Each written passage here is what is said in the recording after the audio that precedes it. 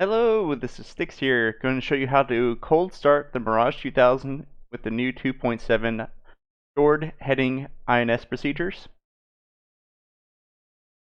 The setting is set by the system special settings in your main menu of your DCS. If you click on the quick alignment, this is what I'm going to be showing you. New feature for the 2.7 Mirage. Alright, so starting off, we're going to turn the battery on. We get the battery arm, we're going to turn our fuel systems on. Getting our backup ADI to the middle position. Getting our pitot heat on. Audio warning on. Beep, beep. And clear the master caution. And flip our emergency hydraulic pump switch on. We're going to close our canopy by right-clicking. Now start closing it. To fully close, click on the little yellow button here. And then seal by left-clicking on this. Alright, we are sealed. We are ready for engine start. Before we engine start, usually a good idea to have the radios turned on. Master caution, clear that out for the warning that popped up. So get the engine starting. You hit this little cover up here. Press and hold the engine start switch.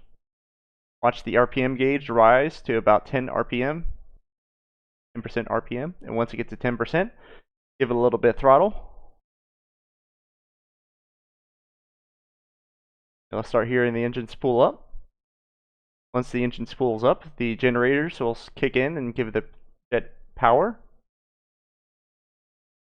Come on.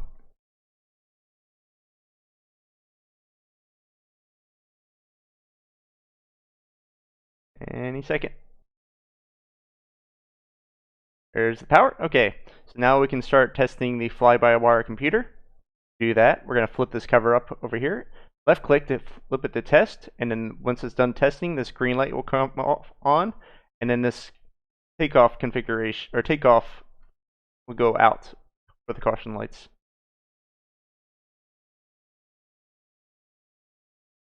Alright, that's on, and the takeoff light is off. Now we're going to do the alignment with the stored heading, or the quick alignment. To do this, we're going to flip our right knob to the status, and we're going to flip our left knob to the stored heading. Once that starts going, you'll see on this little page right here, it says align.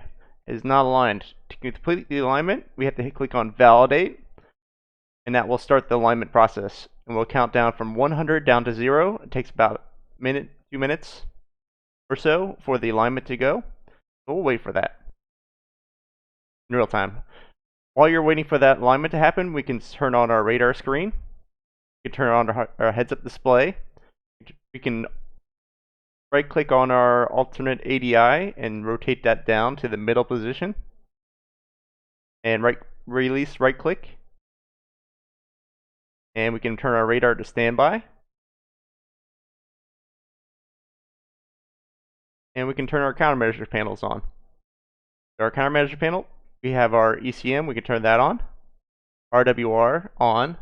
Missile warning system, if you have the D2M sensors installed, that will work. If there's not installed, it will show flashing on the MWS, just like it is right now. It is not installed, so if you do not have it installed, you might as well turn it off.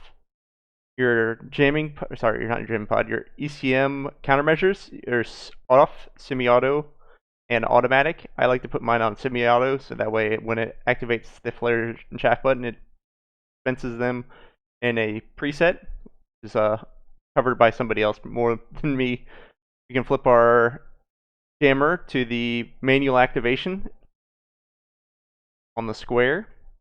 That's counting down 9, 8, 7, 6, 5, 4, 3, 2, 1. Once the alignment is complete, you'll get the pret, so you know the alignment is complete. To flip it to, now we have to flip our navigation mode to nav, and we should be just about ready to taxi. The last thing we need to do is talk to the ground crew, get the wheel chocks, and remove the wheel chocks. Alright, there we go. For 2.7, the new procedure for the INS procedure is welcomed. Just I didn't know that nobody else has gone over this, so it makes it a lot easier to know how to do an IS alignment with somebody telling you how. Alright, this is Sticks. Have a great day. Yeah, out.